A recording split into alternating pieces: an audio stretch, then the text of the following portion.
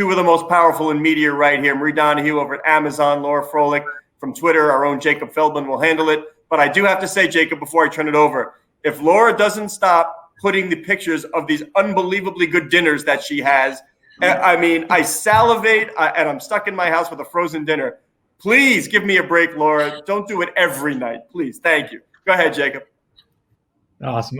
Thank you, Scott, and thank you, Laura, Marie. I mean, there are not 5 other companies with the power that Amazon and Twitter have when we talk about shaping the spotlight in sports. And so I wanted to just do a little table setting before we dive into some of the work that you guys have done. And I'm curious, either one of you can take this, maybe Laura, if you want to go first. Where do you think we are when it comes to equity in media coverage for men's and women's sports right now?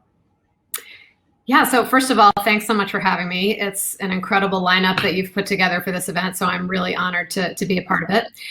In terms of where we are, I think we've made strides, but we have a long way to go. We've started to see more visibility around women's sports in all forms of media, Twitter included. But we definitely have a long way to go. So I'm excited that this event is happening, because I think one of the ways that we continue to move things forward is to talk about it and also figure out what are the action steps that we need to take in order to make it happen. So I guess in general, I would say I'm cautiously optimistic and glad to be here to talk about it. Absolutely. Marie? Yeah, I would agree. Hi, Laura. Hi, Jacob. Hi, Marie. Hi, everybody out there. Thrilled to be here today and thrilled to talk about these topics. Yeah, I would agree. Look, there's been some progress, no doubt, in front of the camera, behind the camera, in the executive suites, but not nearly enough. So agree with Laura. We're getting some traction, but need to do a lot more.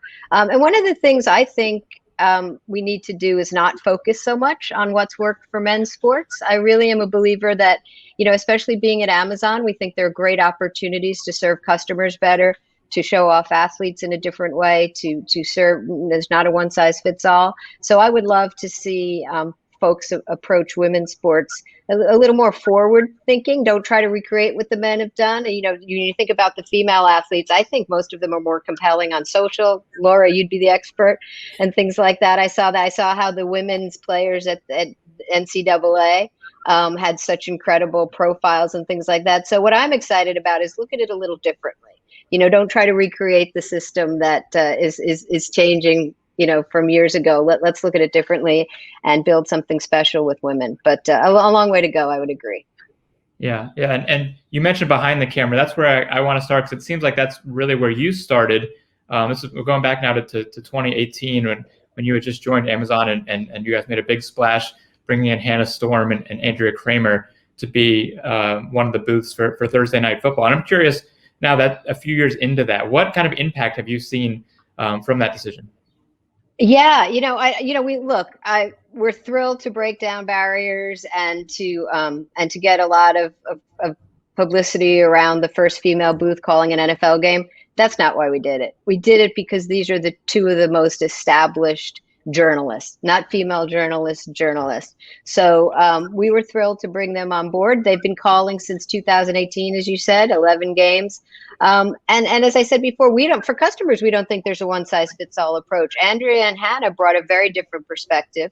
And we found it was incredibly popular with our customers. And, we continue to offer different optionality. This year, we also offered a Scouts feed with Bucky Brooks and Daniel Jeremiah and another female rock star, Joy Taylor. So we think we're going to continue, and we'll talk a little bit later. I'll get into some of the rock stars I work with behind the scenes, even behind the camera or in the offices. So yeah, we're thrilled with it. We would like to see more women calling games, and we're starting to see a little bit there, especially the analyst position. That's a tough one to crack, but hopefully we'll see more of that. And I'm guessing most people who are watching this know some of the stats. I think the commonly cited one is 5% or less of media coverage on TV goes to women's sports. And I've seen on social that on those legacy media accounts, it's still something like 10 to 1. It's a little bit better, but still woefully uneven. But as you talked about, now female athletes don't have to wait to be called to speak. They have that option themselves. And Laura, as you've watched that develop. And what has stood out to you about the ways they've learned to use social media, both in terms of personal business and in terms of activism? Yeah, I mean, I would say, it harkens back a little bit to, in 2017, we did our first partnership with the WNBA to bring live games to Twitter. And one of the most rewarding aspects of that was seeing the players tweet about how grateful that they were to have the visibility of them playing on Twitter for the world to see, that it's hard for fans all over the world to see them. And so to be able to have that happen on Twitter made them really grateful. And in turn, that made us really grateful for them. And we continue to be grateful to them, that they choose Twitter as the platform to come to talk about the things that matter to them.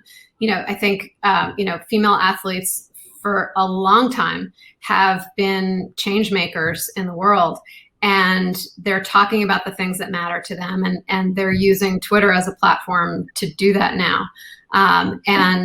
So what we're looking to do is, make sure that they're supported in that, and that we're really bringing as much content as we possibly can to the forefront. One of the ways that we do that is we have an opportunity for brands to sponsor content from our content partners who distribute content on Twitter. It's a program called Amplify. And what we've seen, I'd say in the past, year and a half, 2 years or so, there's been a terrific amount of interest from brands in wanting to participate more in terms of amplifying content around women's sports, which is really, really encouraging. I used to sit on panels and we would lament the fact that advertisers only want to advertise every 4 years around, the Women's World Cup.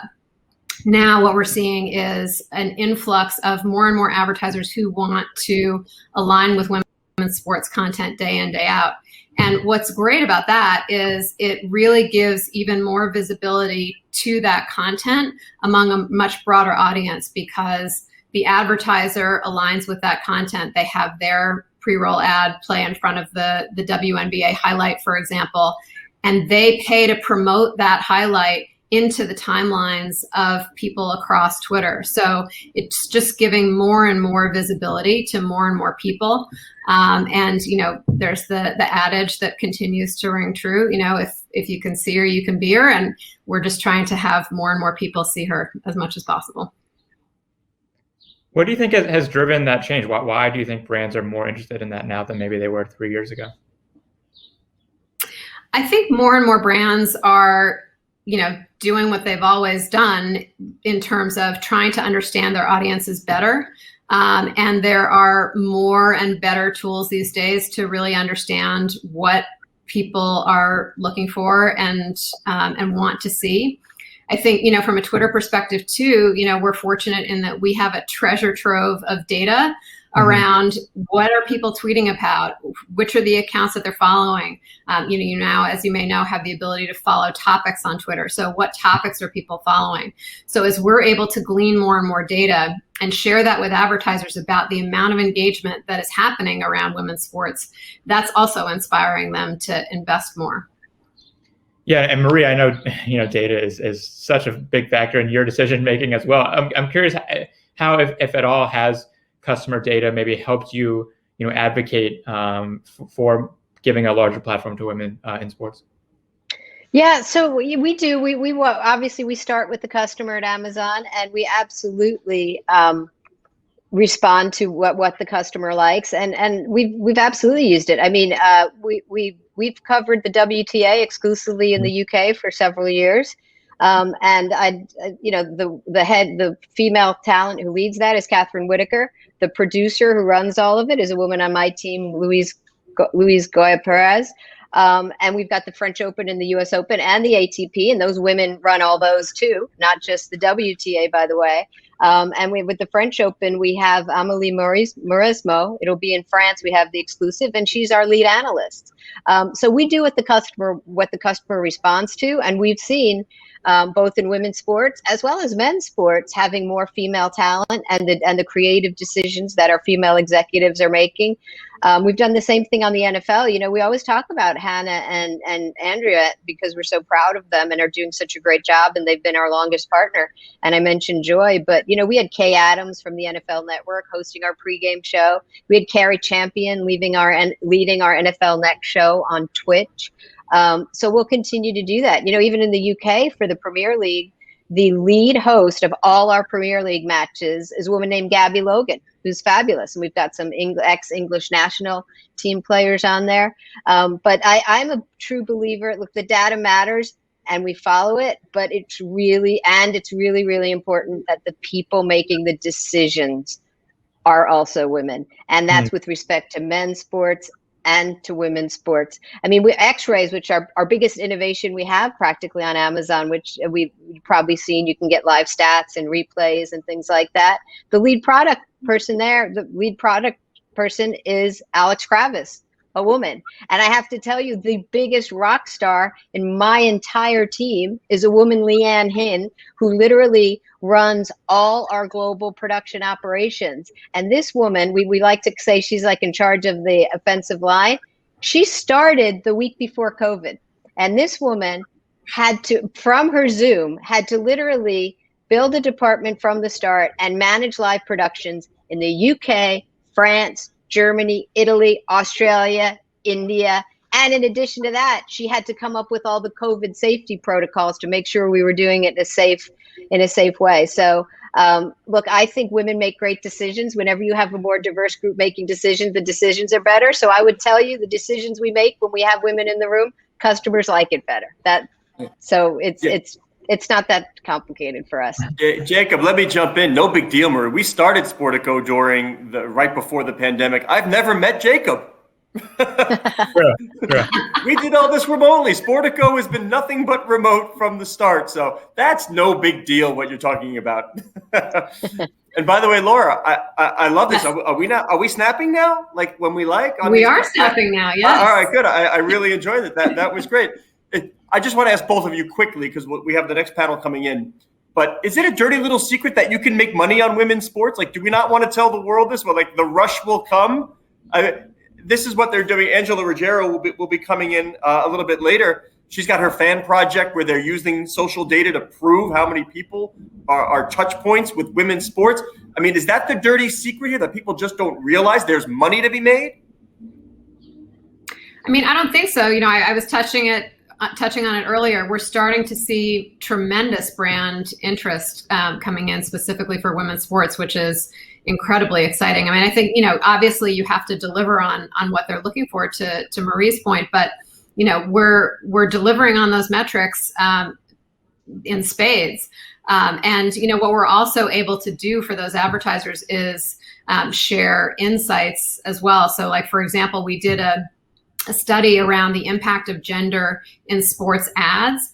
And a couple of things that we found were that women in sports ads are seen as 148% more empowering than sports ads featuring men.